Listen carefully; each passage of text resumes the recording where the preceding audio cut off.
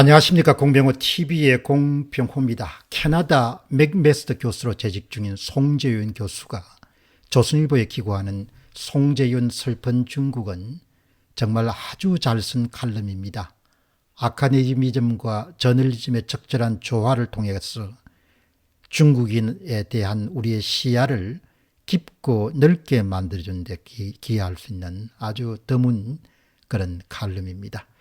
지난 11월 27일에 개교했던 다윗 대만 민주주의를 무기로 골리앗 중국에 맞싸우다 가운데서 후반부인 골리앗 중국 편을 한번 다뤄보도록 그렇게 하겠습니다.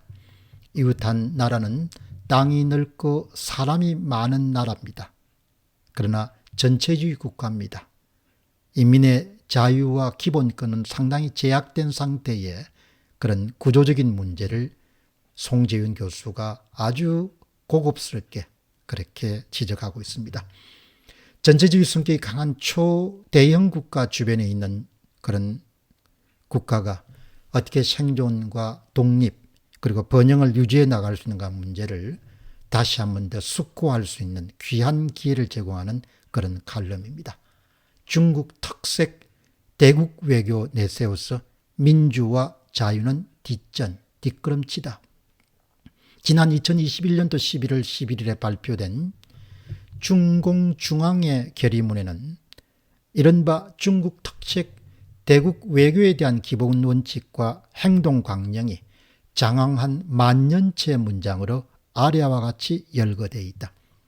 당 중앙은 복잡하고도 엄중한 국제 형세에서 전대미문의 외부적 풍파와 도전의 측면에서 반드시 국내외의 큰 국면을 총괄하고 외교 업무에 있어 당의 영도 체제를 더욱 강화하며 대외 공작에 더욱 힘을 써서 최고 수준까지 치밀하게 설계하고 중국 특색의 대국 외교의 전략과 모략을 짜내고 새로운 형태의 국제관계 건설과 인류 운명 공동체의 건설을 주동하고 평화, 발전, 공평, 정의, 민주자유란 전 인류의 공동의 가치를 널리 선양하고 인류의 진보 조류를 견인하고 영도해야 됨을 강조한다.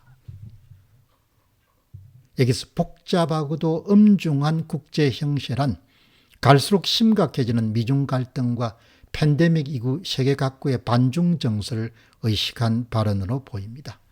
결의문 전체를 보면은 중화민족의 위대한 부흥이 핵심어인데 따로 인류 운명 공동체를 언급하고 있습니다. 아마도 중국 중심의 새로운 세계 질서를 구축하겠다는 중국 중앙의 중국 공산당의 결연한 의지를 표명한 듯 보입니다. 인류의 진보 조류를 견인하고 영도해야 된다는 표현은 중국을 세계 사회주의 운동의 중심국으로 만들고자 했던 마오쩌둥의 포부를 연상시킵니다. 이 모두가 중국 중앙의 국제 강간 및 외교 노선을 보여주는 중요한 단서들이지만 특히 전 인류 공동의 가치라는 어구가 눈길을 끕니다. 2013년 이래로 중국 공산당은 중국의 지식인들과 교육자들을 향해서 보편가치는 일체 언급조차 하지 말라는 요구를 해왔기 때문입니다. 보편가치에 그토록 과민 반응을 보이던 중국 공산당이 전 인류 공동의 가치로 평화, 발전, 공평, 정의, 민주, 자유라는 6가지 가치를 나열한 이유는 과연 무엇이겠습니까? 특히 일부의 철학자들은 인간뿐만 아니라 모든 생명체를 심지어는 외계의 합리적 존재까지 포함하는 범우주적 보편성을 논하기도 하지만 일상 언어에서 보편 가치와 전 인류 공동의 가치는 외면과 내포가 완벽하게 일치하는 동의어 같은 말입니다. 유엔 헌장에 명시된 보편 가치가 바로 전 인류 공동의 가치를 의미합니다. 그럼에도 중국 공산당은 보편 가치는 터부시하면서도 전 인류 공동의 가치를 강조합니다. 중국 공산당은 왜 이토록 허술한 언어 게임에 빠져들고 있을까요? 중국 공산당이 강조하는 그 6가지 가치를 잘 뜯어보면 화평, 발전, 공평과 두 번째 정의, 민주, 자유가 대칭을 이루고 있음을 알 수 있습니다. 조금 더 자세히 살펴보면 화평발전, 그리고 공평정의, 그리고 민주자유 등 세 쌍입니다. 첫 번째 화평발전과 두 번째 민주자유가 공평정의 사이에 두고 대립하고 있습니다. 쉽게 말하면 화평발전을 전면에 내세우고 민주자유를 뒤로 미루는 중국 공산당의 의도가 번연히 보입니다. 결국 전 국가의 화평과 발전이 민주와 자유보다 더 시급하고 중요한 가치라는 전형적인 권위주의 개발 독재 논리가 여기서 등장합니다. 중국어에서 화평이란 화해, 안전, 조화, 치안, 질서, 평정 등의 포괄적 의미를 사용됩니다. 전쟁의 반대말로서 평화보다 훨씬 더 큰 개념입니다. 오늘날 중국의 정치적 맥락에서 홍콩의 민주화 시위, 신장 위구르족의 저항, 티베트 분리주의, 타이완의 독립 노선은 모두 화평을 외치는 중국 특색 사회주의 체제에 대한 노골적인 사보타주 행위로 간주되고 있습니다. 예컨대 중국 공산당은 전 중국의 화평을 홍콩 기본법을 제약하는 권위주의 정치 탄압의 논리로 악용했습니다.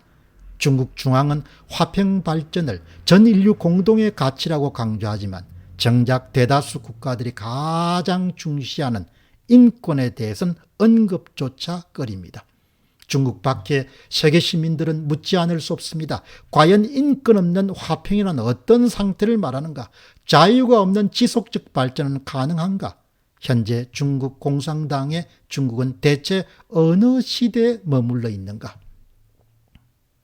다음은 인민민주독재, 민주집중제는 인민을 탄압하는 명분으로 차이잉원 타이완 총통의 예리한 비판처럼 오늘날 중국 공산당은 극심한 이론적 혼란과 사상적 위기에 처해 있습니다. 개혁 개방 이후에 전가의 보도처럼 휘두르고 있는 중국 특색 사회주의와 사회주의 시장 경제는 1960년부터 1970년대 한국과 타이완에서 경험했던 개발 독재의 논리에 지나지 않습니다. 인민민주 독재나 민주집중제 등의 통치 원칙은 인민의 이름으로 자행되는 인민 탄압에 허울 좋은 명분일 뿐입니다. 중국 헌법 전문에 명기된 마르크스 레닌주의의 문제점과 허구성은 소련과 동구의 몰락으로 이미 30년 전에 만천하에 드러난 바가 있습니다. 인류사 최악의 대기근과 문화혁명의 관기로 기결된 마오쩌둥 사상은 중국 안팎 지식인들의 비판과 폭로를 통해서 이미 오래전에 해체되었습니다. 전 중국 중앙당조의 이론가 두강 교수 1928년생입니다.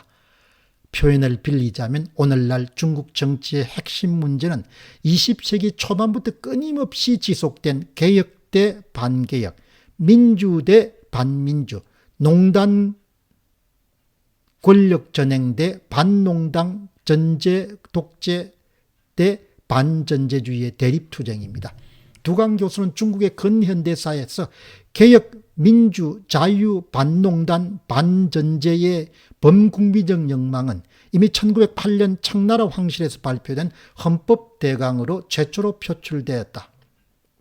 입헌군주제의 헌법으로서 많은 한계가 있지만 헌법대강은 언론, 저작, 출판, 집회, 결사의 자유, 법률에 의거하지 않은 체포, 구속처벌을 전면 금지하는 신체의 자유와 거주 이전의 자유와 나아가 개인의 재산권 등 근대 민법의 기본 권리를 구체적으로 천명하고 있기 때문입니다.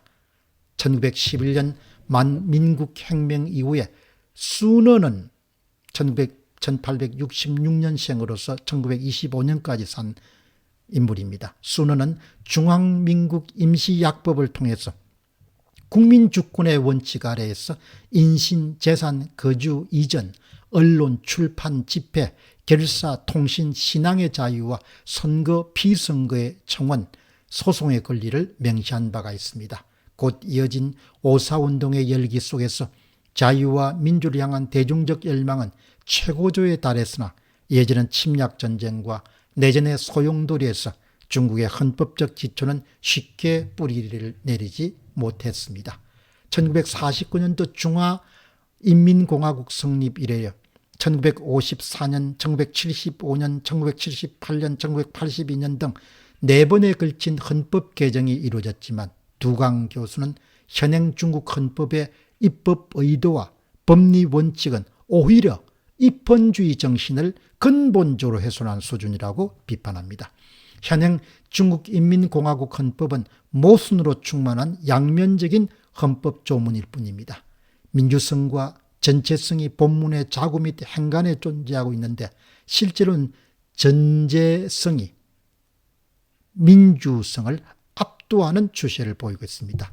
따라서 헌법이 규정하는 공민의 권리는 보장되지 않고 정치 권력은 제약을 받지 못해 도처에서 권력을 남용하고 있습니다. 이것은 헌법이 있음에도 헌정이 실현되지 못하는 근본 원인이 되고 있습니다. 이 내용은 두강 교수의 중국 헌정민주 100년의 궤적이란 2012년 7월 16일자의 그런 논문에 의거한 겁니다. 두강 교수가 직접 언급하지 않았지만 청말의 헌법대강에서 중앙민국 임시약법을 거쳐서 오사운동과 다채로운 사상으로 만개했던 100년 중국 헌정사의 적통은 바로 중국, 중앙인민공화국이 아니라 중화민국인 자유중국, 타이완으로 이어졌음을 누구나 알 수 있습니다. 2010년대 시진핑 정권 출범을 전후해서 강력하게 일어났던 대륙의 헌정민주 담론을 예의주시해야 되는 까닭이 여기에 있습니다. 중국 전문가 송재윤 교수는 인류 보편 가치를 역행하는 국가로서의 중국을 분명히 지적하고 있습니다. 또한 그 한계로 명료하게 지적하고 있습니다.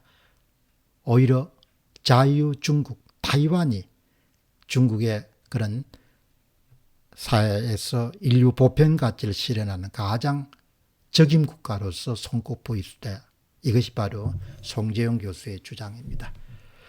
아주 잘 쓴 그런 칼럼입니다. 현재 중국 공산당이 갖고 있는 내부적 모순에 대한 부분을 이처럼 아주 정확하게 지적할 수는 없을 것입니다. 공병호 TV의 공병호였습니다. 감사합니다.